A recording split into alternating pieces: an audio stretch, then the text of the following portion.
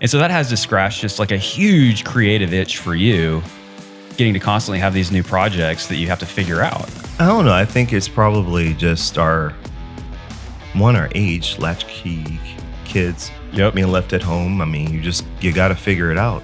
And then also with corporate and a lot of, jobs that you have, there's not a lot of instructions. It's either you have to have some type of critical thinking or some type of way to improv and figure it out, or you're just going to fail. So, we don't fail. A little sink or swim. Yeah, absolutely. Yeah.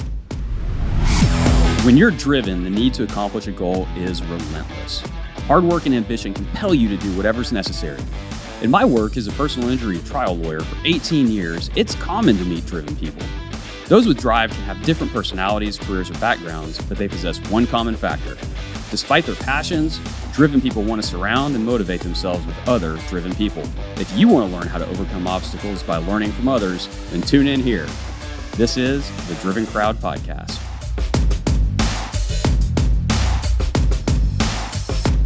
Thank you for tuning into episode 31 of the Driven Crowd Podcast, fueled by Snellings Law. I'm your host, Scott Snellings. Today, we are in for a treat. Our guests are the founders and owners of Swirls Bakery in Celina, Kim and Cleve Wickliffe. Both Kim and Cleve share a love for baking that stems back to their childhoods. They're passionate about their craft and their community, working hard to bring high-quality, fresh products to the people of Celina, Texas. And they have a new project on the horizon, the Wick, their new concept restaurant opening this fall. Kim and Cleve, welcome to the Driven Crowd Podcast. Thank you.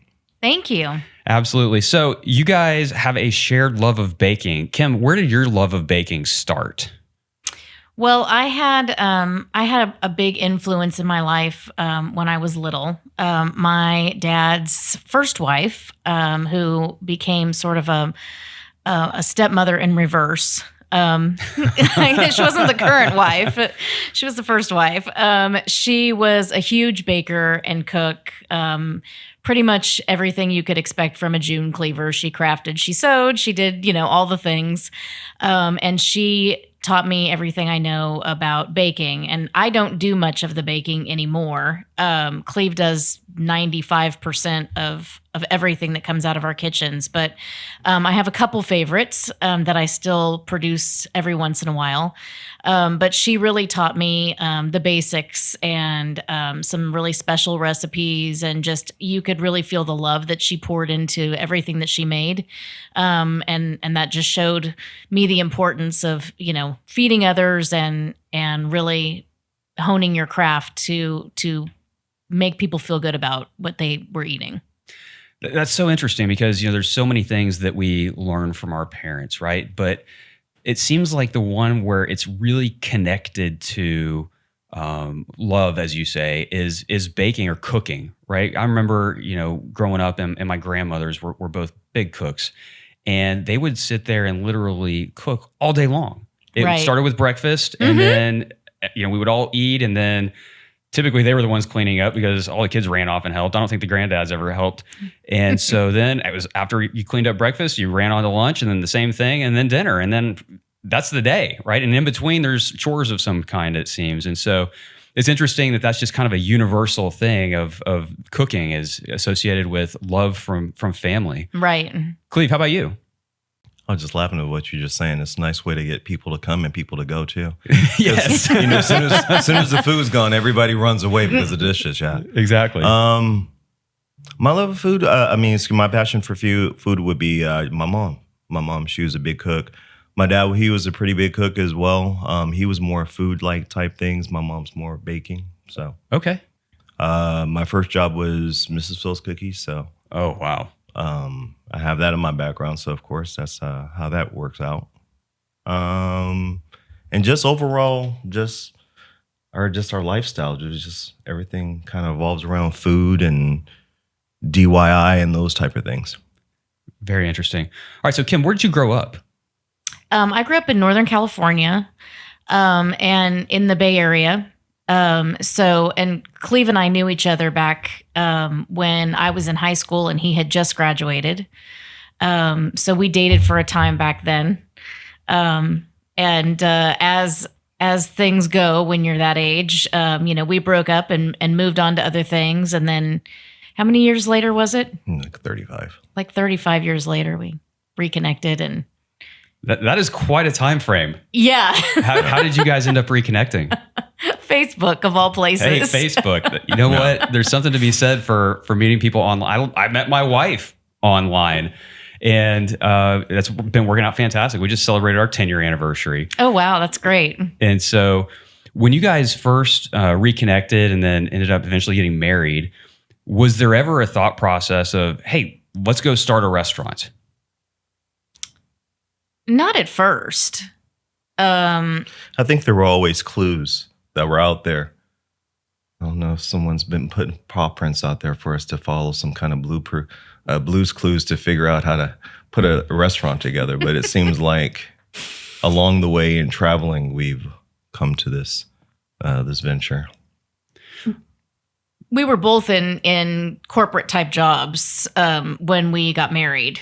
And we're very much, engulfed into those careers. And I think, as he said, we went on vacation. We're very much foodies. So, we would go on vacation and find all the best places to eat. And, we both love to eat and we love to shop and we love to relax. Like our favorite place to go on vacation is New Orleans because we love music and we love food and we love art. And so, that's like one of our favorite places to go. And we kept going and every year we went on vacation there and we said, like we could probably do something like this someday. But it was just sort of someday maybe that would happen.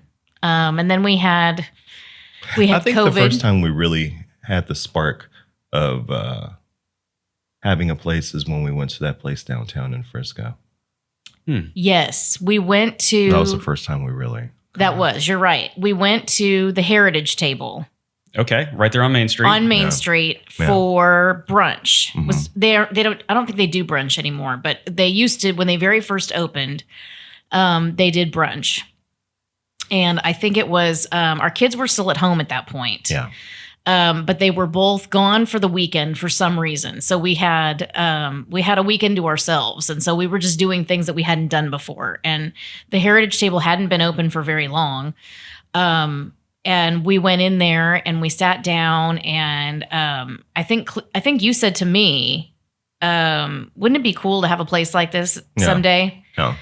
We just thought that was a neat business concept. Yeah, in an old house. Yeah. To have a restaurant in a renovated home and so that's where sort of the spark came, but we never really pursued it.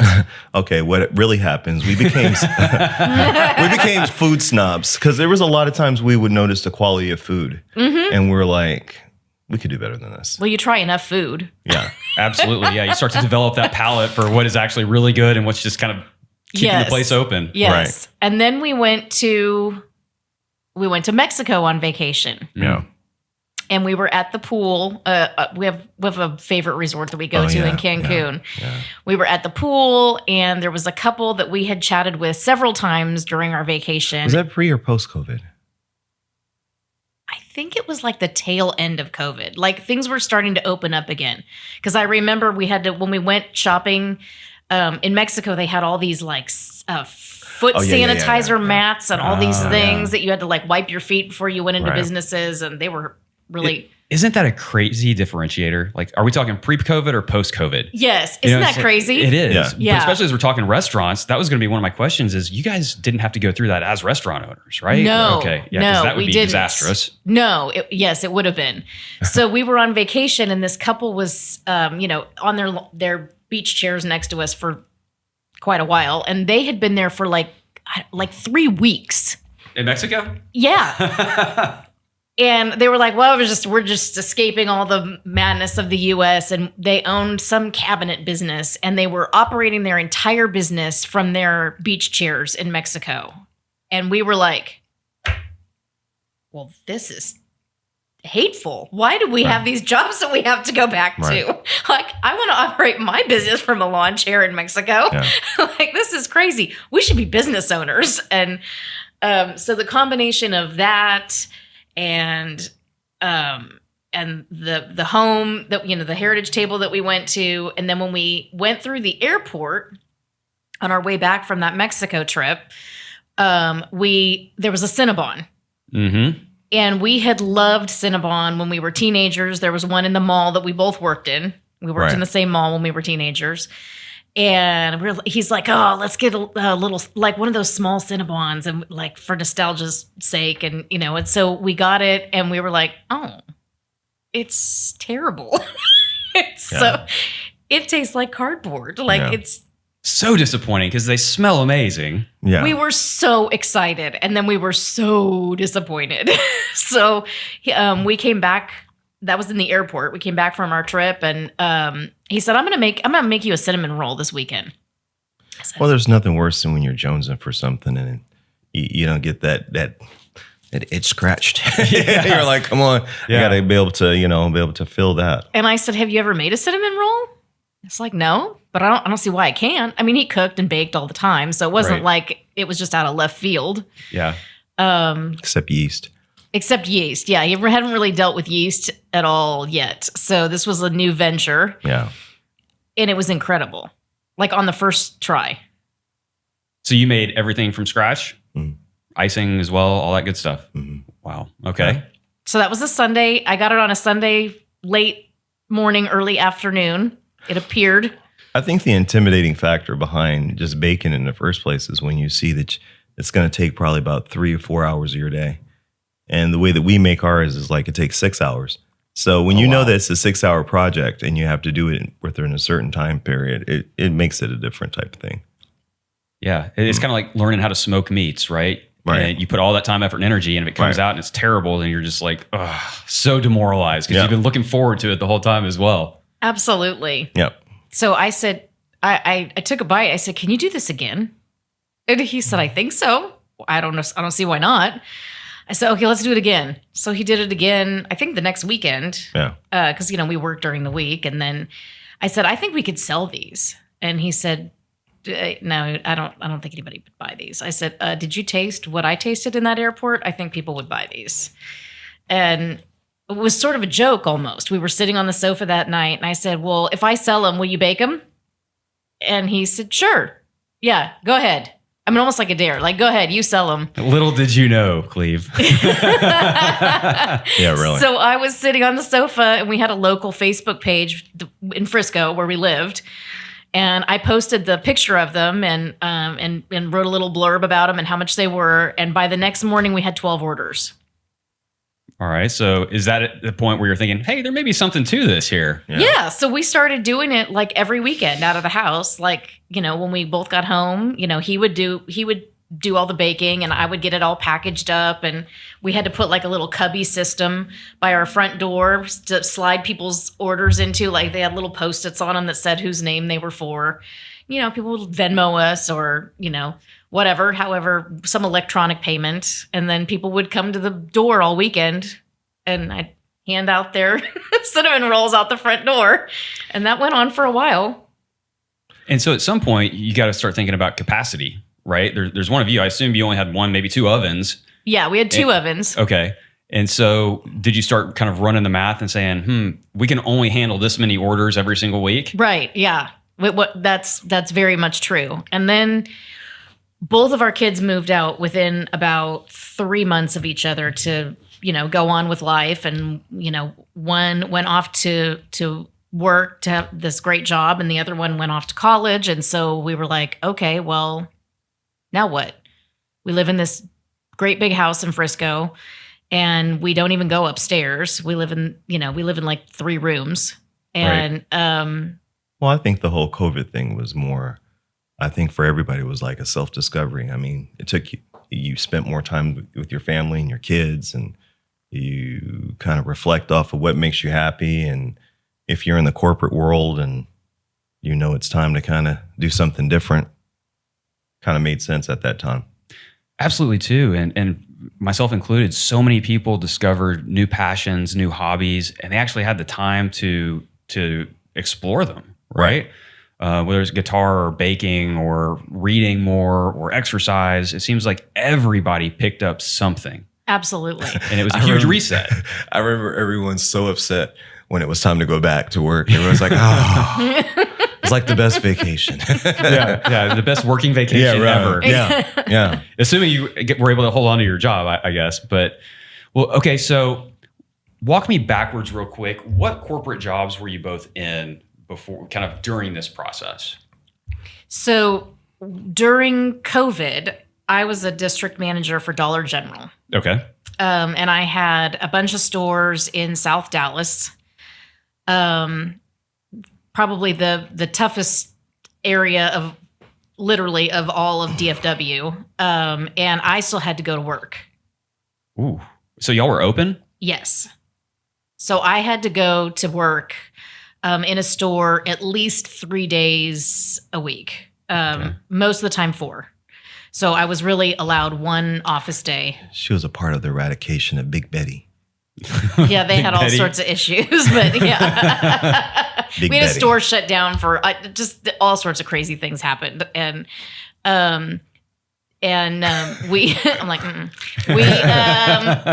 before that, like during the part of this process though, I had just recently gone to work for them. I mean, I hadn't maybe been there maybe a year and a half. And part of our process, I was also a store manager at Walmart in Denton for like $110 million Walmart. And that's where I got all the food certifications and food management and I learned everything about food, like the sanitization and all of, that part. Because we had a full bakery and a deli and all those things. Because my career before that had all been corporate with Macy's. Okay. So it was a big change. I was a buyer and a store manager and a district manager and all those things for 20 years with Macy's. And then I went totally the opposite direction and got a really great offer that I sort of couldn't refuse that, helped us get our kids through college and all of that kind of stuff. But yeah, it was a very interesting time because he couldn't go to work because of his profession. He'll tell you all about that. And I had to go to work. So it was a balancing act between those who have to still go out into the workforce and, how do you handle that from the COVID perspective? And then those who couldn't go to work. So. And so to follow up on that real quick before we get to your background, Cleve, when you were, I guess during COVID, when you were having to go in, and then also I guess when you were having to go into Walmart over in Denton, 2 huge commutes, by the way, from Frisco. Mm-hmm. Did you have in your mind any thoughts of, I am so done with this, I want to go start my own business? Or were you just like, I'm going to try to find another corporate job? Did you have that kind of entrepreneurial spark at that point, or had it not hit yet? I did, but I just didn't know what that was. Okay. So when I was at Walmart, I thought, unfortunately, how do I get out of here? Right. Because once you've gone to that level of opportunity, it's hard to give up the salary. I mean, just to be frank with you, it's really hard to give up the salary, and they pay very generously because they know what they're getting you into. You don't know what you're getting into, but they do. So I was thinking, oh my gosh, how am I gonna replace this type of income? And we had 2 kids at home when I was at Walmart, and so when I left Walmart, I ventured to another corporate job because of salary. More than anything, I really wanted some place that was more people focused and more people centered and was a little bit kinder, so to speak, from an HR perspective. But I also needed the income. And so it was in the back of my mind, but I hadn't really got there yet about like, how do I just walk away? Yeah. And I mean, even people with amazing plans and ideas, they never end up acting on them because they just can't deal with the thought of giving up that quote unquote guaranteed salary every month. It's very frightening. Yeah, absolutely. Cleve, what's your background? Optics, primarily. So everything you would want to know and not want to know about your eyes. Okay. So right before COVID, I was over at my eye doctor. So we go in. There's a couple of doctors that work there, a couple of practitioners that work there, a couple of opticians, different things like that. But with COVID, I mean, you're in such close proximity. Absolutely. I mean, and when you have people put glasses on with their mask on, you're just like, I cannot this looks good or not. Oh, those look great. Yeah. Yeah, I mean, with the mask, you're spot on. Without the mask, I have no idea what you look like within this whole area here. Take the mask on. Ooh, put the mask on. Yeah. So hold your breath. Yeah, really. So it's did that for a while, and now we're into this venture. And so, most of the optometrists that I've been around are entrepreneurs, right? They own their own business. Did you ever have any discussions with any of them with regard to ever going out on your own or any entrepreneurial related discussions with them? Really, this is really all Kim. To be honest with you, Kim. So you're the cause of all of this. Yeah, Kim. I mean, so they say. I have a lot of different skill sets that I can work with, and she just homed in on this one. So I'm pretty much a jack of all trades. There's a lot of different things I could do, but I guess the alchemy about baking is what's intriguing, because if you get it right, it comes out beautiful. If you make one little wrong step, you know it. Oh, yeah, it's bad. Awesome. All right. Well, I knew I wanted out. I just had to figure out what that was. And I could think of a lot of things that I could do based on what I had done in the past, but but I wanted something that we could do together. And I wanted for us to have a business that we could do together where he loved it as much as I loved it and vice versa, so that it wasn't really a one-sided passion. And food is really the one thing that we both loved. Him more so in the actual kitchen, creating different things. And as he said, the alchemy of baking and just trying different things and being creative, and me more the hospitality and business side of it. So that was something that we could both really get into. Since we survived the COVID months, we figured we could work together. I figured if we survived COVID, we could together. Yeah. We could figure. Yeah, when we were together all the time, I'm like, most people got divorced. We got married. Yeah, really. So you almost really like each other if you went through COVID and then got married, right? Yeah. Well, we actually got married right at lockdown. Okay. Like, I think we were pretty much on one of the last flights back into the country before it was like you couldn't go anywhere or do anything. Yeah. But yeah, so that ended up, one of my girlfriends said, you should go, now that you're thinking about selling your house because it's too much for you, you should look in Celina, because I live in Celina and I love it, and you should go check it out. Go see the square. And we went to the square. We had lunch. We went into the EDC. We walked around, and we came out of, a couple of the buildings, and I said, this is it. And he said, what's it? And I said, this is where we're going to open our business. This is it. This is where we should move. Let's move here. And he said, okay. Yeah. Like Neo, I just looked at it and was like, okay, there's a white rabbit. Okay, let's go. Yeah. So I'm sort of a go big or go home. Clearly. I love it. So we just sold the house and quit life and moved to Celina, and we found a place, and we really started growing our business out of our house. And are y'all both still working at this point in time at your corporate jobs? We were when we sold the house. Okay. Mm-hmm. And then we found a place to open a storefront. And we talked about it. They said, we can get you open in about 6 months. And so we said, okay, great. That sounds fantastic. We have the spot. We have a lease. We have, they're building it, all the things. We feel like we're growing the business enough that it's hard for him to do anything besides just bake. Right. We were getting enough orders from word of mouth. We started doing Friday night markets. Everything was just falling into place. Yeah, perfectly. we just started doing all these festivals and Friday night markets, and we were getting a lot of business from the chamber and from the city, and people were, just a lot of word of mouth was going along. Yeah. And so we said, okay, well, 6 months. It's going to be open in 6 months. We're good. We're just going to pull the plug. No, during that 6 months, as we were going through it, we're noticing we're growing outside of that building before we even got into it.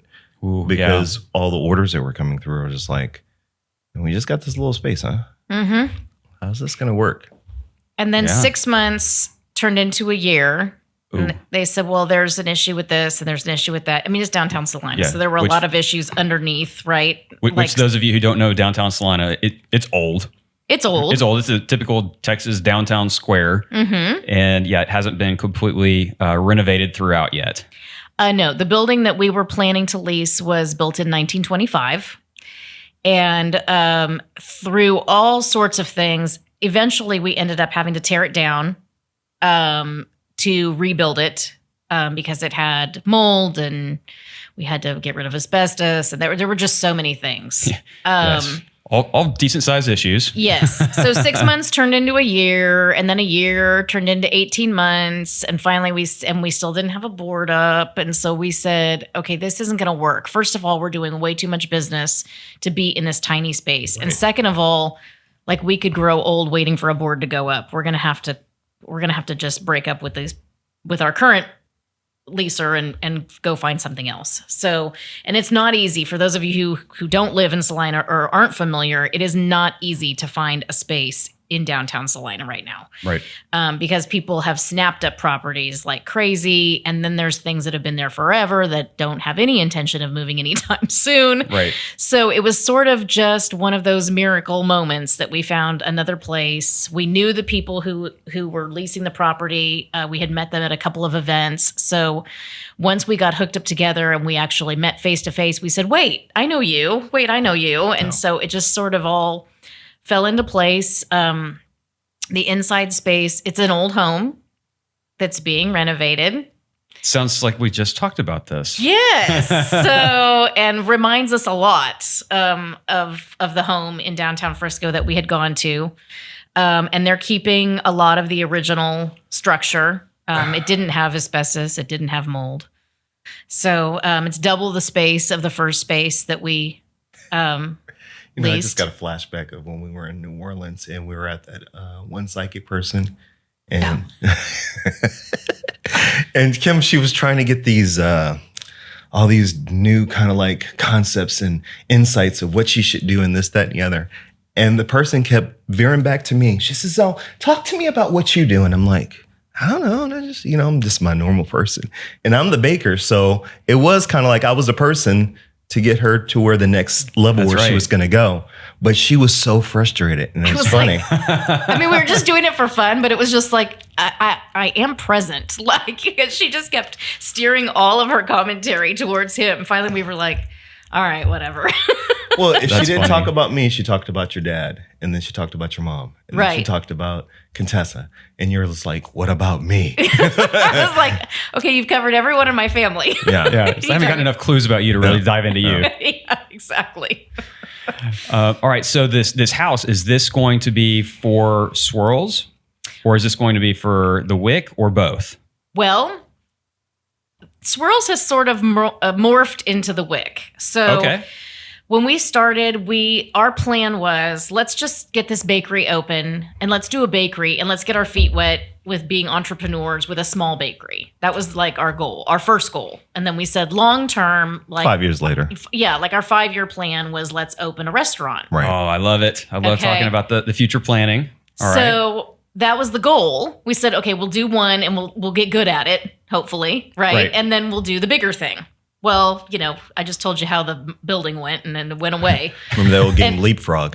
So Yeah. it's just like we kind of just took a big jump forward. So when we saw the size of this location, not only is it double the size inside, but it has a huge outdoor space. So it has a lot of availability for patio seating. It's going to have 2 attached decks.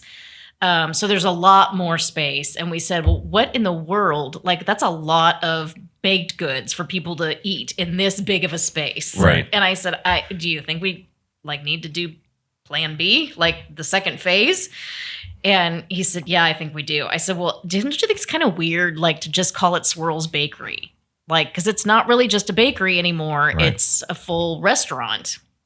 And so we had always had kind of ideas about the name, what the plan was for the name going forward. So I said, well, what if we rebrand? Let's just rebrand and let's just go to the Wick. Let's try to take all of our Swirls people who've been with us and rebrand to the Wick and take them all with us. And, we've got several thousand people following us on Facebook and Instagram. And so we're like, okay, we're not going to start over. Like, that's crazy. Absolutely, yeah. So we're in the process of a rebrand. We've rebranded on social media. We haven't quite got our website done yet, but we worked really hard with a fantastic local graphic designer in Celina for a new logo. And it's got the swirl incorporated into it. Very so there cool. is an ode to the swirl. And we will always have swirls. That's part of the menu. It's we have a bakery case inside the restaurant that will have our baked goods. We'll have a full espresso bar. So all the things you could have got from the original bakery, you'll still be able to get. But now you'll be able to get all-day brunch on the weekends and craft cocktails and mimosa flights and breakfast and lunch and happy hour during the week. So lots more than you would have gotten if we had just stayed in the small space. So you guys hit a transition point very, very quickly, right? Yeah. Very quickly. And you face that decision of, okay, we have an opportunity here, but it's going to force us to not just double down probably, but 10x down, which is scary, right? That's a huge investment. Terrifying. Yeah. And you're having to deal with all kinds of different kinds of things now. You're not just making cinnamon rolls. Now you have additional products. You probably have to deal with liquor licensing and zoning issues potentially and all of those. All the things. What was the thought process in that decision to move forward? You know, we worked so hard on making Swirls into what it has become, on the branding, on the marketing, on the following, on the customers that we service day in and day out, the people who place their orders. It was like, we either have to go bigger or we have to stop. So there was really no option in my mind. Right. Like, I'm going to stop and we're not going to make anything anymore. And we're both going to go back to corporate jobs. No. No. Like, I was like, we didn't waste the last 2 to 3 years on this entire endeavor to just say, okay, well, we're just going to not do this anymore. Yeah. We got too successful to take, to continue. I would say we didn't grow for those years, and now we're going to go backwards. Just to walk away. We have all these new skill sets, all these new type of things that we have, and things we love to do. There is nothing better than to make something for somebody, and I get to deliver it. He makes it, I deliver it usually. And there's nothing better than to see the look on their face when you nail it. Like, whether it's, they wanted cinnamon rolls or whether they wanted, we do wedding cakes. We do birthday cakes. We do, and, they'll send you. We do eggless birthday cakes. We do eggless birthday cakes for people with egg allergies. Like there's just so many things that people want that we fill a void for. That make people so happy. And there's so much satisfaction in taking that to somebody and just seeing the look on their face, and for them to write you and say, oh my gosh, everybody just raved, like they couldn't get enough of it. There's a satisfaction in that never comes no matter what you do all day long, every day in a corporate job where you work for somebody else, that satisfaction you never get. It's like a drug almost. Like you can't get.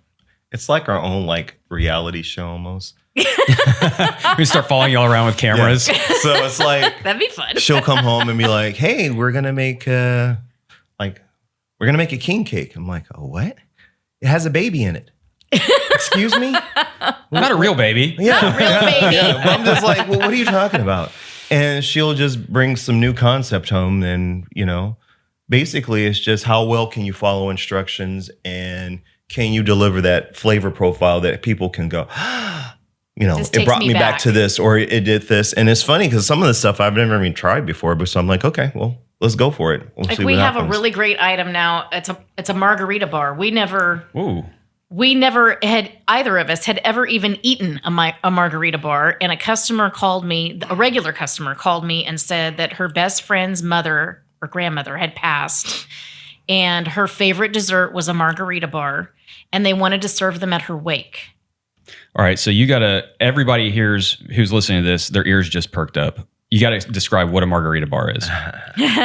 It is a lime bar with a graham cracker crust base. So like a lemon bar. Right. Most people have had a lemon bar. Right. Love them. Like that, but with lime and tequila. Mm-hmm. All right. So instead of a frozen margarita, you're eating it on a graham cracker crust. Yes. And so apparently this lady knew how to party. So they served these at her wake.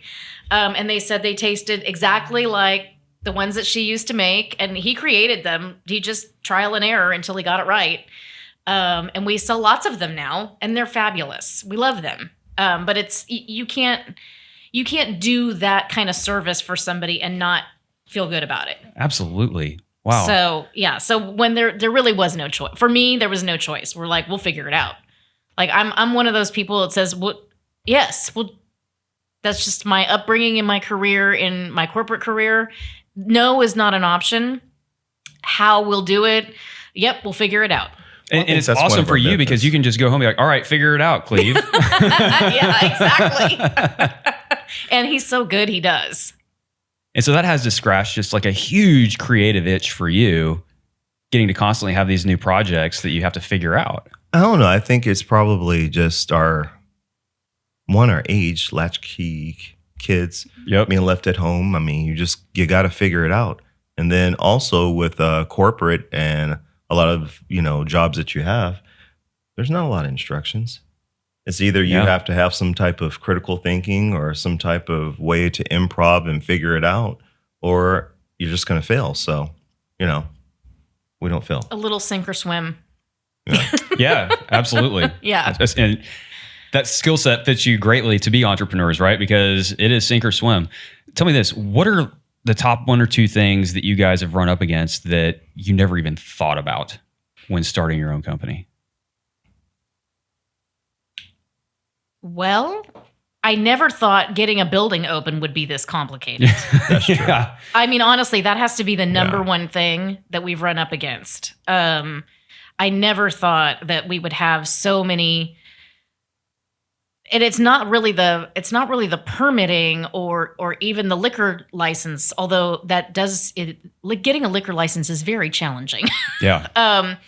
But we managed to figure that out. We got that. So, but no, just the inherent part of a downtown. I think I really never anticipated the asbestos and the sewage lines and the grading of the sidewalk, and all those things that we just think we're just going to open some doors. Hey, there's an empty space. It has a for lease sign. Let's go lease it, and we'll open our restaurant. Yes. Yeah. It's not that easy. No. Well, especially for a restaurant, right? You have to have special ventilation and fire code stuff and a 100-year-old building. Mm-hmm. Yes. So I'd say that was probably the number one thing that we didn't anticipate. And we didn't anticipate, because of that, we didn't anticipate how long this potentially could take. Because when we were told 6 months and we quit our jobs, we sort of thought in 6 months we would be open and we would be producing enough revenue out of a commercial building. We didn't think 3 years later we'd be having this conversation with somebody that we're still building a building. Wow. That's the biggest thing that's different. It's usually that you would open your business and be a part of the community. We became a part of the community before our business actually opened. Yes. So we were more embraced the more we start meeting with people and pipelining and just networking. And it's just, it's really interesting. It's a warm embrace. It really is. Compared to any other place I've lived before. We wouldn't do it anywhere else at this point. I mean, we just absolutely love Celina, and we do lots of school events, and we donate to school events, and we do lots of city events. We belong to the chamber. I'm a chamber ambassador for the city, and I'm on a board for the city, and we just really are involved in the community, involved in the people of Celina, the schools, even though we don't have kiddos that are school age. Right. But that's just such a huge part of the city to be involved in lots of those types of things. And I think you're right. I mean, the city really has embraced us and brought us into the fold. And that's unusual when you don't have a brick and mortar. Right. Yeah. Well, I'm sure they're all rooting for you. And I know everybody's super excited to have the Wick coming online before too much longer, hopefully. Us too. We're finally getting a place. Years. Yeah. Well, and I think that's such an important point too. Is you mentioned one of my favorite words, that's network, right? I mean, I'm a fellow resident of Celina, and I think especially with smaller towns, especially one that's growing as fast as Celina is getting in right now, the willingness of people to not only just meet you, but also help you, right? Help you connect to other people. I think that's one of the hidden jewels of Celina is there's all of these people who get together. Like we met at a networking event. Right. Exactly. And here you are now. And it's just amazing how connected everyone is. And I think that's what everybody's scared of losing as Celina grows. Right. But I think with people like you and with the networking that's being done, welcoming all these new people in, I think we can keep it for that much longer. Right? Yes, absolutely. Yeah. All right. Well, I am getting the cue that we are running low on time here. So a couple of final questions for you. I don't know if either of you are readers, but what are your favorite books? Be fiction, nonfiction. It could be a cookbook, Cleve. Well, mine's always Anne Rice. Anne Rice has always been my favorite author. You're a vampire guy. Yeah. I like the Vampire Chronicles. Right. I grew up reading Stephen King as a kid, so I'm right there with you. Yeah, so you know what I mean? Yeah. It just takes your mind to another place. Absolutely. It's really funny. I haven't had a lot of opportunity to read because I did read one book recently. I mean, on our last trip, you was like through that in just one sitting. Well, yes. So, that must have been good. I have the only book that I have read literally like in any normal amount of time, I mean in the last year or so, because I just haven't had a lot of time for reading, is I took a book on our last trip because it was written by my sister-in-law. Oh, okay. So it's called Georgia. And it's by E.L. Stevens. It is not for the faint of heart. It's a bit steamy. She's like, this is juicy. I was like, whoa, okay. So it's book one in a series of multiple books. So it's the only one out right now. It's available on Amazon and Barnes & Noble. Well, it's required reading for you, right? Your sister-in-law wrote it. Yes. Right. You're going to get questions on it. Yes, exactly. Right. So I read it while we were on vacation, and it was very good. It's very well written. But as I said, it is steamy. So if that's not your thing, don't go there.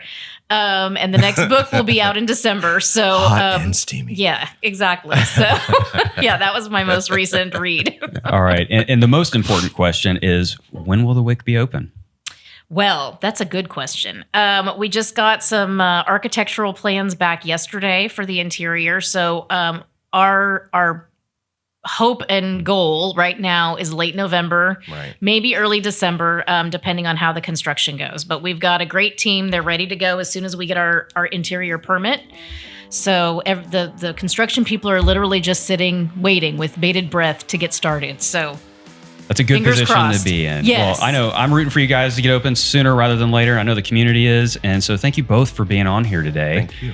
And thank you to everyone for tuning in to another episode 31 already of the Driven Crowd podcast. We'll see you next time.